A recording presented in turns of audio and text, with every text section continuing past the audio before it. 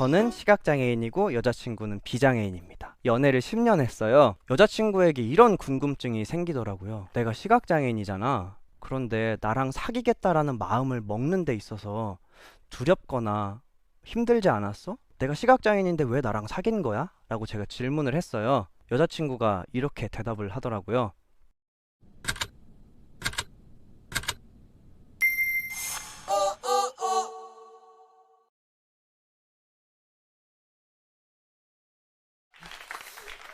네, 안녕하세요. 가수 이현학입니다.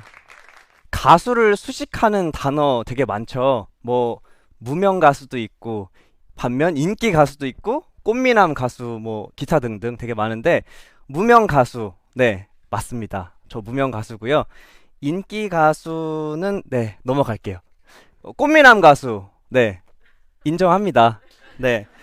어 저는 근데 아마 많은 분들이 모창 가수로 기억하실 수도 있어요. 여러분들이 잘 알고 계시는 히든싱어라는 프로그램 왕중왕전 출신이거든요.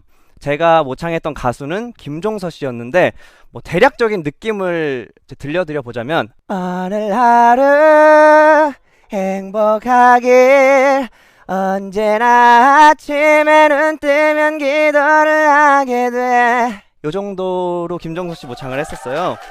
네. 모창 능력자는 한 가수만 해서는 안 됩니다. 장범준 씨도 가능한데요. 네.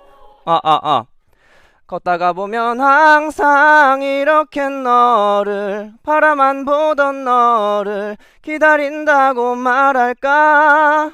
요 정도로 장범준 씨 모창을 들려드려봤습니다. 네. 아마 장범준 씨 편에 출연했다면 예선 탈락했겠죠. 네. 그런데 아마 제가 가수로서 소개될 때 저를 더 많이 수식했던 단어는 시각장애인 가수 이현학이었을 것 같습니다. 네, 저는 시각장애인이거든요. 제가 시각장애를 가지고 있어서 공연 이야기를 할 때, 제 노래 이야기를 할 때 많은 분들이 반응을 되게 재밌게 보이세요. 최근에 발매한 기억하고 싶어서라는 제 노래가 있거든요. 이 노래는 어떤 스토리를 가지고 있냐면 공연 때 이제 이 정도로 얘기를 하면은 반응이 근데 악보는 어떻게 보세요? 이런 식으로 질문을 하십니다. 그럼 저는 악보를 사용하지 않고요. 그냥 귀로 듣고 노래를 외워서 공연을 합니다라고 하면은 또 그래요? 그러고서 제가 그럼 다음에 들려드릴 노래는 또 이런 스토리를 가지고 있습니다. 또 얘기를 쭉 이어나가면은 근데 스마트폰은 어떻게 쓰세요? 뭐 이런 식으로 또 질문하세요. 그러면 스마트폰은 스크린에 있는 정보를 음성으로 다 피드백해주는 기능이 기본적으로 탑재가 돼 있거든요. 그래서 스마트폰을 사용할 수 있습니다. 라고 하면 그러면은 음악 작업은 어떻게 하세요? 또 이런 식으로 제 공연이 주로 그렇게 좀 흘러가는 편이에요. 한 번은 또 이런 적이 있었어요. 한 1000여 분 이상 모인 공연장에서 제가 노래를 했어요. 노래를 마치고 진행자분이 근데 시각장애인 분이시죠? 라고 하신 거예요. 그래서 네, 저 시각장애인 맞습니다. 라고 말씀을 드렸는데 살면서 여러분들 1000명 이상이 혀차는 소리를 들어보신 적이 있으신가요? 제가 이렇게 혀차는 소리가 1000개 이상이 모이니까 흡사 그 새떼의 울음소리와도 같고 없던 새 공포증이 생길 것만 같은 느낌이 들었거든요.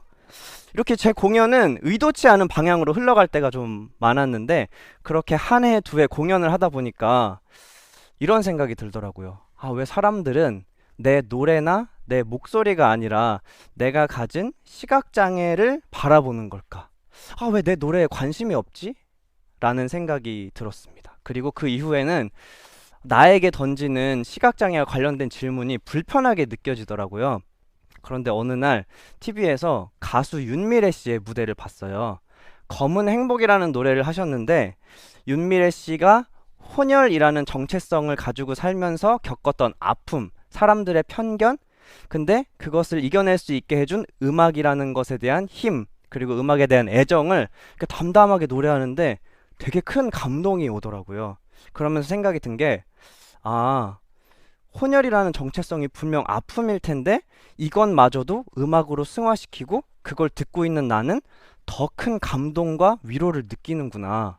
그러면 누군가는 내가 시각장애인인 것을 알고 내 음악을 들으면 또 다른 감동과 위로를 받을 수 있지 않을까? 탁 하는 생각이 들었습니다. 그래서 그러면 부캐릭터를 하나 만들어야겠다. 가수 이현학 말고 이야기꾼 이현학을 만들어야겠다라는 생각이 들더라고요. 말을 잘하기 때문에 그러면 내가 시각장애에 대해서 또는 다른 장애에 대해서 열심히 이야기를 하고 다니면 언젠가는 시각장애인 이건 어떻게 해요? 저건 어떻게 해요? 이렇게 물어보지 않아도 알 수 있는 날이 오겠지? 그러면 그때부터 내 음악은 진짜 내 음악은 그때부터 시작되는 거다 라는 생각, 그런 당찬 각오를 가지고 장애에 관해서 이야기하고 다니기 시작했어요. 그래서 지금은 장애를 더 잘 설명하기 위해서 노래를 하고 있거든요. 이게 비유하자면 커피가 너무 좋고 커피를 잘 내려서 카페를 차렸는데 손님들이 와 여기 인테리어 끝내주네요. 이거 인테리어 어디서 하신 거예요? 라고 물어보셔서 인테리어는 이렇게 저렇게 했습니다 라고 설명을 하다 보니까 카페를 접고 인테리어 회사를 차리게 된 약간 그런 케이스인데, 이게 약간 오버 같으시죠? 근데 제가 지금 실제로 장애에 관해서 자문하고 장애 감수성과 관련된 콘텐츠를 만들고 교육을 하는 그런 회사를 차려서 운영 중이거든요. 저와 같이 음악하는 제 친구는 이런 얘기를 하더라고요. 만약 스티비 원더가 한국에서 태어났다면 지금의 스티비 원더가 될 수 있었을까? 물론 가정이지만 충분히 생각해 볼 만한 이야기고 좀 무거운 질문이기도 했습니다. 그래도 저는 워낙 좀 긍정적인 타입이어서 열심히 제 음악을 직접 만들고 영상도 편집하면서 열심히 활동을 이어가고 있는데, 또 이쯤 되면 그 순수한 호기심이 올라오시는 분이 계실 거예요. 분명히 시각장애인이라고 했는데 영상 편집? 어떻게 하는 거지? 라는 궁금증. 당연합니다. 네. 스마트폰이 스크린에 있는 정보를 읽어주듯이 제가 사용하는 컴퓨터 역시 스크린에 있는 정보를 음성으로 읽어주고요. 그리고 저시력 시각장애인을 위해서 확대 축소 기능도 제공을 해주거든요. 그래서 제가 하는 음악이나 영상 작업을 무리 없이 소화할 수 있습니다. 뿐만 아니라 저는 일상생활 속에서도 좀 괜찮게 잘 제 삶을 영위해 가고 있어요. 집안일도 좋아하고 요리도 곧잘 하는데 돼지고기, 김치, 두루치기, 시금치, 된장국, 제가 가장 자신 있는 메뉴고, 당장 식당을 차려도 중박 이상은 자신이 있는 메뉴거든요. 근데 시각장애인이 요리한다 라고 하면 어떤 분들은 그거 잘못하다가 불나면 어떻게 하나요? 또는 그거 불인데 뜨거운데 다루다가 화상 입으면 어떡해요? 라는 이야기를 하시는 분도 계시고, 그렇게 다재다능하고 정말 생긴 것도 괜찮은 친구인데 눈만 보이면 얼마나 좋을까 라고 하시는 분들도 계세요. 이렇게 실제로 제가 열심히 장애에 관해서 이야기하고 다니고 있지만 여전히 많은 사람들은 저의 훌륭한 인품이나 잘생긴 외모, 포용력 등을 보지 않으십니다. 제가 그런 매력을 가지고 있지 않아서가 아닙니다, 여러분들. 전 분명히 그런 사람임에도 불구하고, 아직도 믿지 않으시는 분들이 계신 것 같네요. 그런 사람임에도 불구하고 제가 가진 시각장애라는 정체성이 안타까워서 아마 저를 그렇게 바라보시는 거겠죠. 저를 볼 때 시각장애가 가장 먼저 보이시는 거겠죠. 제가 여러분들께 한 가지 물음을 던져볼게요. 장애는 어디에 있는 걸까요? 이상한 질문을 한다. 시각장애인이면 당연히 눈에 장애가 있으니까 지금 강연하는 거 아닌가? 라고 생각하실 수도 있겠습니다. 그러면 질문 한 가지를 더 드려보겠습니다. 여러분이 이탈리아의 한 시골 마을로 여행을 간 거예요. 방향을 물어보고 싶은데 저기 앞에 오는 이탈리아 사람한테 말을 걸고 싶어요. 여러분은 이탈리아어를 할 수 없습니다. 여러분은 언어 장애인이신가요? 한 가지 질문을 더 드려볼게요. 여러분, 임산부는 장애인일까요? 좀 전 질문에는 약간 애매한데 라고 생각하시던 분들도 임산부가 장애인이냐라는 질문에는 임산부 장애인 아닌데? 라고 생각하실 거예요. 맞습니다. 대한민국에서는 임산부는 장애인이 아닙니다. 그런데 어떤 나라에 가면 임산부는 장애인이 될 수 있습니다. 왜 임산부가 장애인이지? 임산부가 직접 운전을 해서 쇼핑몰에 갑니다. 주차를 하고 문을 열고 내리려고 하는데 옆차와의 간격이 너무 좁아요. 그래서 내릴 수 없습니다. 차에서 내릴 때 장애가 발생한 거죠. 일상생활 중에 장애가 발생한 장애인이 된 겁니다.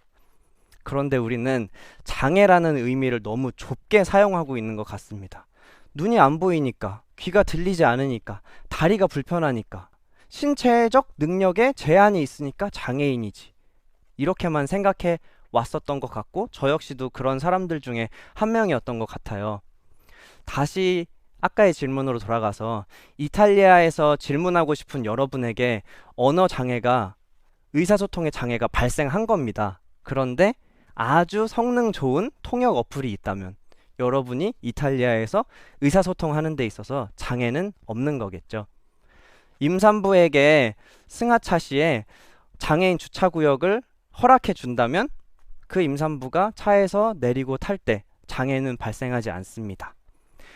우리 사회에 있는 많은 건물에 경사로가 있다면 휠체어를 사용하는 장애인이 건물에 출입함에 있어서 장애는 없는 것처럼요. 장애는 어디에 있는 걸까요? 만약 제 눈이 수술을 해서 나을 수 있다면 그건 굉장히 저에게 좋은 일일 수도 있을 것 같습니다. 그런데 그건 저 한 명에게만 좋은 일일 것 같아요.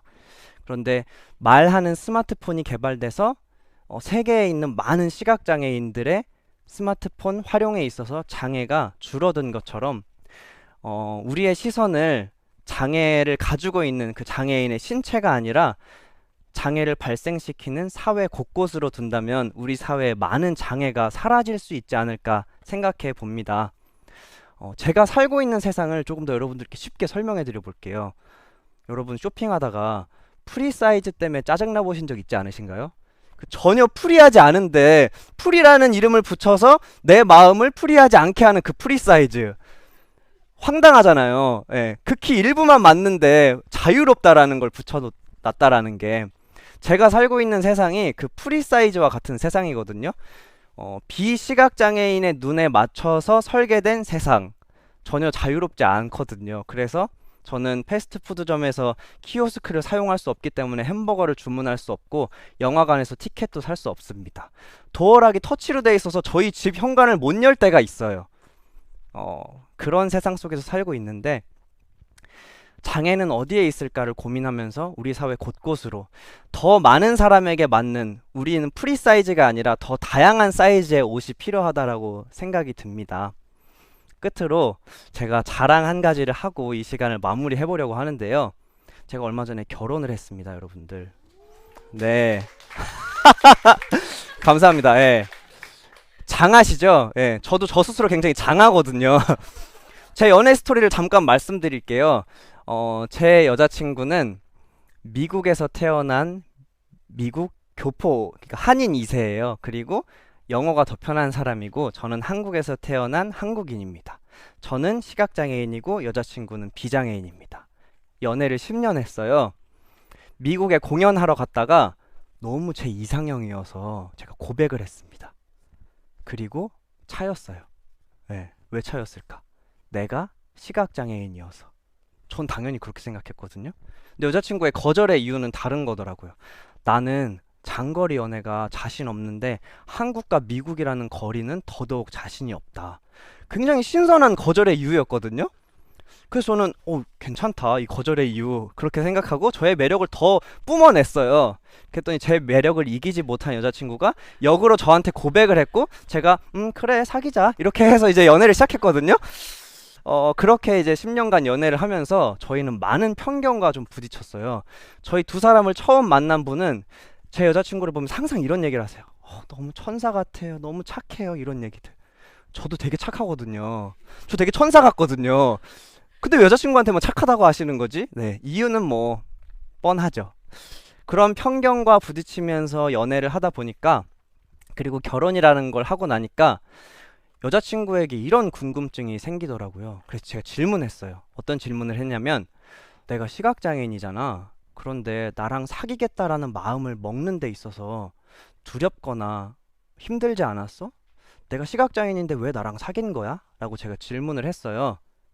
여자친구가 이렇게 대답을 하더라고요. 그냥 사람이니까? 나 그냥 사람이었구나, 내가. 참 큰 위로가 됐습니다. 네. 그냥 사람, 그냥 가수 이현학이었습니다. 감사합니다.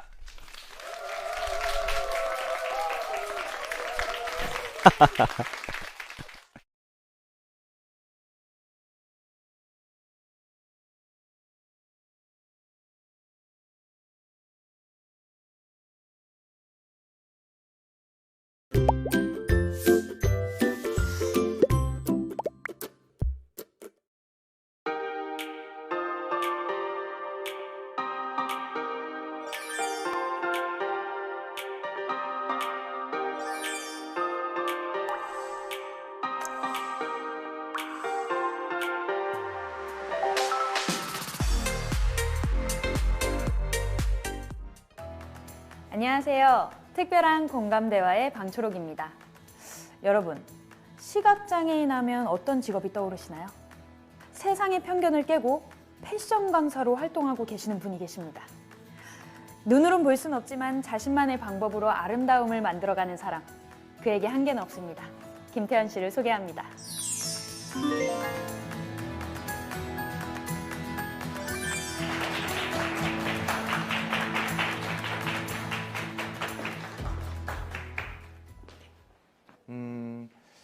저는 패션 강사입니다. 저의 이 화려한 외모에서 좀 느낌이 팍팍 오죠? 네네네네. 그리고 저는 장애인식 개선 강사이기도 합니다. 그리고 저는 시각장애인이기도 하죠. 네. 저는 예전 기준으로 보면 1급 시각장애인, 지금 기준으로 보면 장애 정도가 심한 중증 시각장애인이라고 볼 수가 있어요. 저는 약간의 불빛, 약간의 빛만 볼 수 있습니다. 그리고 형체나 이런 부분은 제가 볼 수가 없어요. 그래서 여러분들이 지금 앉아있는 모습이나 아니면 얼굴을 저는 볼 수가 없네요. 그래서 제가 강연을 하는 도중에도 여러분의 반응을 제가 볼 수가 없어요. 그러니까 박수라든지 아니면 환호성이라든지 이런 식으로 저의 반응을 체크해 주셨으면 좋겠어요. 가능하시죠? 네. 네, 감사합니다. 네, 감사합니다. 지금 정도 이렇게 이야기하면 이런 생각을 하시는 분이 있으실 것 같아요. 아니, 시각장애인이 어떻게 패션을 한다는 거지? 어떻게 패션 강사를 할 수 있다는 거지?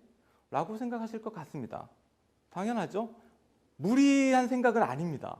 그렇게 생각하실 수 있어요, 충분히. 그러면 저의 이야기를 통해서 그 얘기를 한번 해보도록 하겠습니다.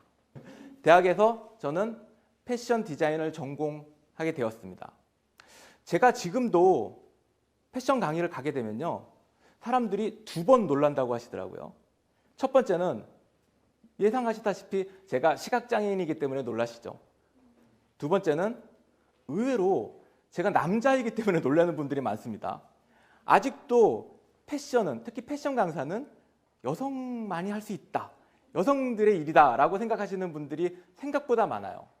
제가 대학 전공을 정할 당시죠. 그때 예상하다시피 저희 집이나 아니면은 학교에서 굉장한 반대의 목소리가 나오기 시작했습니다.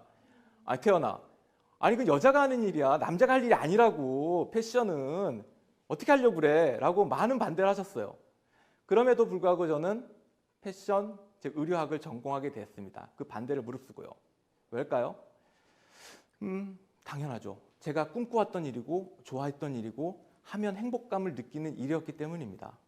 그래서 저는 고민 없이 선택할 수 있었어요. 대학 4년 동안 패션을 전공했습니다. 4년 동안 재밌게 행복하게 공부를 했어요. 염색도 배우고 옷도 많이 만들었어요. 한복도 만들고 양복도 만들고 많이 만들고, 그리고 텍스타일 디자인도 하고 그림도 그리고 디자인도 하고 패션에 관련된 건 다 전공 공부를 재밌게 했습니다. 행복한 시기였어요. 당연하게 제가 선택한 길이니까 당연한 거 아닐까요? 행복한 대학 4년 동안의 시간을 보내고 졸업 후에 저는 기업에서 일을 하기 시작을 합니다. 패션 기획 일을 하기 시작했죠. 여러분이 아실 만한 대기업인 엘모 패션이라든지 아니면 다른 기업들에서 저는 패션 기획을 하기 시작을 합니다. 재밌었고요.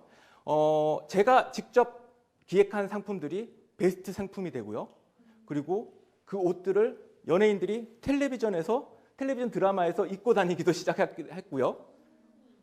행복했어요. 너무 재밌기도 했고, 그러니 판매 실적도 올라가고 회사에 대한 평가도 되게 좋아지고요. 그래서 저에 대한 평가도 굉장히 좋아지면서 저는 굉장히 최연소로 팀장 타이틀도 달고 승진도 하게 되고 이름하여 고액 연봉자가 됩니다. 생각보다 많은 고액 연봉자가 빨리 되고 참 재밌고 행복하게 살았습니다. 제가 제 스스로를 봐도 참 행복해 보였고요. 남들이 보기에도 참 행복해 보이고 안정적으로 보였습니다. 결혼도 하고요. 아이도 가지고 아이도 키우고 참 행복한 생활을 보내게 됐어요. 그러다가 제가 35살 정도 되는 시기, 그때부터 눈이 어두워지기 시작했습니다.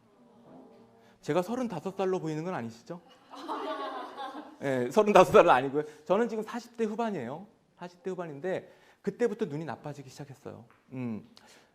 원인은 제가 가지고 있던 질병인 망막색소 변성증 때문이었죠. 저는 망막색소 변성증을 가지고 있습니다. 아마 대부분 잘 모르실 거예요. 근데 틴틴파이브의 이동우 씨가 가지고 있는 질병이라 그러면 어느 정도 아시더라고요. 그 병 알아요. 라고 하는 분들이 나타나기 시작을 합니다. 맞습니다. 저는 그런 병을 가지고 있고요. 사람에 따라, 개인에 따라 다르지만요. 처음에는 야맹증 정도만 시작이 됩니다. 야맹증이 증상이 나타나기 시작하다가 성인이 되게 되면서 차츰차츰 심해집니다. 그리고 시야가 차츰 좁아지기 시작하면서 옆에 있는 물건을 보기가 쉽지 않아지게 되죠. 그러면서 궁극적으로는 완벽한 실명이 되는 그런 병을 가지고 있습니다. 그래서 저는 눈이 나빠지는 그런 진행성 질환을 갖게 된 거죠. 그걸 알고 나서부터 저는 예상했다시피 불면의 밤을 보내기 시작했어요. 매일 밤 잠을 이룰 수가 없었죠. 퇴직, 무능, 장애인, 가족 부양은 어떻게 해야 되나 이런 생각이 밤마다 저를 찾아왔습니다. 그중에서도 가장 힘들었던 거는 제가 그렇게 꿈꿔왔고 좋아하고 전공했던 그 패션이라는 아이템을 제가 시각장애인이 되면 더 이상 할 수 없을 거라는 확신이 찾아오게 됐어요. 그래서 앞을 볼 수 없는데 어떻게 내가 패션을 할 수 있을까 이런 생각을 하기 시작했습니다. 밤마다 그 생각이 저를 찾아오고요. 힘든 시기가 계속 되기 시작했습니다. 눈이 나빠지고 있다는 걸 알기 시작한 그 시기부터 저의 눈에 나빠지는 속도는 갈수록 빨라지기 시작했어요. 우선 민감한 색을 구별하기가 힘들어졌습니다. 검정색과 진한 회색, 검정색과 진한 감색 같은 색을 구별하기가 힘들어지기 시작을 했어요. 그리고 좁아지는 시야 끝에 옆에 지나가는 사람이라든지 그리고 디테일한 부분 그리고 사물들을 저는 이제 알아보기가 쉽지 않게 됐죠. 왜냐하면 시야가 갈수록 좁아지기 때문이었죠. 그래서 옆을 지나가는 사람을 저는 알아채기가 쉽지 않았고 인사하기도 힘들었습니다. 제 옆을 지나가고 있던 대표이사를 알아보지 못해서 인사도 못한 적이 한두 번이 아니었죠. 그나마 뒷담화 안 한 게 어딥니까? 큰일 날 뻔했어요. 큰일 날 뻔했어요. 사실 그런 부분이 있어서 힘들었죠. 굉장히 힘든 시절이 계속되고 그렇다고 방법도 나오지 않고 해결할 수 있는 부분도 없었어요. 그래서 저는 속으로 계속 그 나빠지는 눈을 부여잡고 힘든 나날을 보내고 있었습니다. 그 시기가 끝날 때쯤 저는 이런 생각을 하게 됩니다. 받아들이자. 어차피 피할 수 없으면 받아들이자. 그런데 좀 현명하게 받아들이자. 분명히 무슨 방법이 있을 거야 라는 생각으로 저는 어떤 방법이 제가 계속 패션을 할 수 있을지 방법을 찾아다니기 시작을 합니다. 그래서 이 패션계에서 제가 그나마 조금이라도 눈을 적게 쓸 수 있는 파트를 찾아서 헤매기 시작합니다. 그래서 저는 회사를 옮기기까지 하죠. 전반적으로 패션 기획부터 나중에 해외 생산까지 총괄적으로 하는 그 회사를 옮겨서 저는 총괄 업무를 하기 시작합니다. 디테일한 부분, 세부적인 부분까지 제가 볼 수는 없었거든요. 제가 눈이 계속 나빠졌기 때문에. 그래서 세부적인 디자인이나 색상 같은 경우는 실무진이 보고요. 저는 그 실무진이 낸 데이터를 바탕으로 전반적인 패션 상품의 전략이라든지 기획을 총괄하는 업무를 하게 되면서 상대적으로는 눈에 대한 압박을 좀 덜 수 있었습니다. 그렇게 일단 1단계를 했고요. 그 다음부터는 컴퓨터에 대한 문제가 발생하기 시작했어요. 대부분 일들을 컴퓨터로 저도 했고 여러분도 컴퓨터로 하실 거예요. 근데 컴퓨터에 있는 글자가 더 이상 안 보이기 시작했습니다. 너무 작아 보이기 시작한 거죠. 그 글자는 그대로 있는데 제 눈이 나빠지니까 작아 보이기 시작하는 거죠. 그래서 저는 화면을 확대하는 프로그램을 이용하게 합니다. 그런 시스템들을 이용하는 거죠. 화면을 확대해서 글자 크기를 키워서 저는 보게 됩니다. 이 부분은 근데 오래가지 않았어요. 그만큼 저의 눈이 나빠지는 속도가 그를 따라잡을 정도였거든요. 아무리 키워도 글자를 보기 힘든 상황이 됩니다. 그래서 또 고민을 하죠. 그러나 또 찾아 헤맵니다. 다른 시스템에 뭐가 있는지. 그래서 저는 화면 낭독 프로그램들을 이용하기 시작합니다. 즉 화면에 나오는 글자들을 하나하나 음성으로 읽어주는 시스템을 지원받고 프로그램을 지원받고 배워서 저는 일을 하기 시작했죠. 그래서 지금도 충분히 일을 하고 있습니다. 여러분들이 편하게 일을 할 때 사용하시는 파워포인트, 엑셀, 뭐 한글, 메일, 인터넷, 유튜브, 카카오톡에 이르기까지 저는 음성으로 이런 프로그램들을 다 제어해서 사용합니다. 저는 불편하지 않아요. 이런 프로그램을 이용할 때는 저는 장애인이 아니에요. 왜냐하면 장애를 느끼지 않기 때문이죠. 그래서 저는 그런 식으로 계속 이런 시스템을 적용받아서 일을 해왔습니다. 그런데 이것도 한계가 있더라고요. 왜냐하면 패션을 하려고 그러면 화면에 있는 텍스트는 다 읽어주지만 그림이나 그런 것들을 읽어주진 않을 거잖아요. 예를 들어볼까요? 이번 가을 겨울에 가장 핫한 아이템은 뭐냐면요. 패션에서요. 체크 패턴의 재킷이나 트렌치 코트입니다. 아마 여러분들 많이 보실 거예요. 그럼 저는 인터넷 검색을 통해서 패션 정보를 많이 수집을 하기 때문에 아, 이번 가을 겨울에 가장 핫한 아이템은 이런 거구나 라고 찾습니다. 근데 사진이 나와요? 영상이 나오는데 저는 그걸 알 수가 없죠. 알 수가 없죠. 그런 것까지 읽어줄 수 있는 프로그램이 나오면 정말 대박일 것 같은데 아직까지는 나오지 않아요. 그래서 전 또 고민합니다. 어떤 시스템이 있나? 내가 패션을 할 수 있는데 이런 장벽들이 있는데 이걸 또 넘을 수 있는 어떤 시스템들이 있는가 고민하게 됩니다. 그래서 전 찾아나 끝에 근로지원인 제도를 이용하게 됩니다. 우리나라에는 중증의 장애를 가지고 있는 근로자가 회사에서 근무를 하게 되면 근로지원인을 지원해주게 되어 있습니다. 그리고 저는 그 활동 이외에는 활동 지원사를 지원받아서 일을 합니다. 그리고 그 이외에도 저는 지원인들과 함께 시간이 날 때마다 나가서요. 패션 매장, 백화점이나 아니면 패션 스트리트에 가서 옷들을 구경하고 시장 조사를 합니다. 지원인들을 통해서 설명을 듣고요. 어느 정도 기장의 옷들입니다. 그리고 어떤 패턴입니다. 설명을 듣고 저는 거기다 플러스해서 직접 만집니다. 설명만으로는 한계가 있거든요. 직접 만지면 그 디테일한 디자인이 전 손으로 다 알 수가 있죠. 저는 전공을 했잖아요. 그리고 20년 넘게 패션 기업에서 일을 했고요. 그리고 소재를 만지죠. 아, 이런 소재를 쓰고 있구나. 그래서 저는 전반적으로 디테일한 부분과 소재라든지 이런 디자인이나 이런 관련된 건 전 다 손으로 알 수가 있었죠. 촉감이라는 걸 말이죠. 이런 식으로 저는 해서 패션 교육이라든지 패션 기획에 계속 활용을 했습니다. 저는 이런 시스템들을 활용을 해서 작년까지도 저는 계속 패션 회사에서 근무를 했고요. 지금도 실로암 시각장애인 복지관으로 이직을 한 이후에도 저는 장애인식 개성 강사 이외에도 패션 강의를 계속 하고 있습니다. 제가 시각장애를 가지고 있는데도 불구하고 이렇게 계속 패션을 할 수 있다는 거는요. 어떤 이유일까요? 일단은 제가 전공을 한 부분도 있을 것 같고 경험, 이것도 중요하겠죠. 그런데 그것보다도 더 중요한 것들이 있어요. 꿈을 이루겠다는 패션에 대한 열정이 저는 갖고 있던 것 같고요. 그리고 그것을 가능하게 만들었던 바로 시스템들이 있는 것 같습니다. 아무리 열정이 있다고 해도 열정을 뒷받침할 수 있게끔 그걸 현실적으로 만들어줄 수 있는 그런 시스템이 있지 않았다면 쉽지 않았을 겁니다. 그렇죠? 전체 대한민국에 살고 있는 장애를 가진 분 중에 88%가 후천적인 장애인입니다. 즉, 태어날 땐 장애를 가지고 있지 않은데 나중에 질병이나 사고로 장애를 가지게 되는 분들이 전체 장애인 10명 중 9명이라는 거죠. 생각보다 굉장히 많습니다. 장애를 가지거나 가지지 않거나 다른 건 없습니다. 장애를 가지기 전에 당연하게 할 수 있고 해왔던 것들을 장애를 가진 이후에도 당연하게 그 일을 할 수 있으면 되는 거죠. 제가 패션을 하는 거나 똑같은 거죠.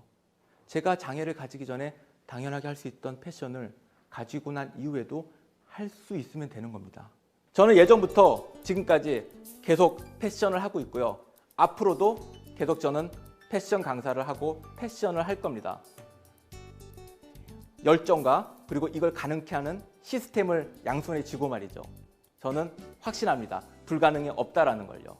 그만큼 열정과 시스템이라는 게 중요하다는 말씀 드리면서 저의 강연을 끝내도록 하겠습니다. 시각장애인 패션 강사 김태현이었습니다. 고맙습니다.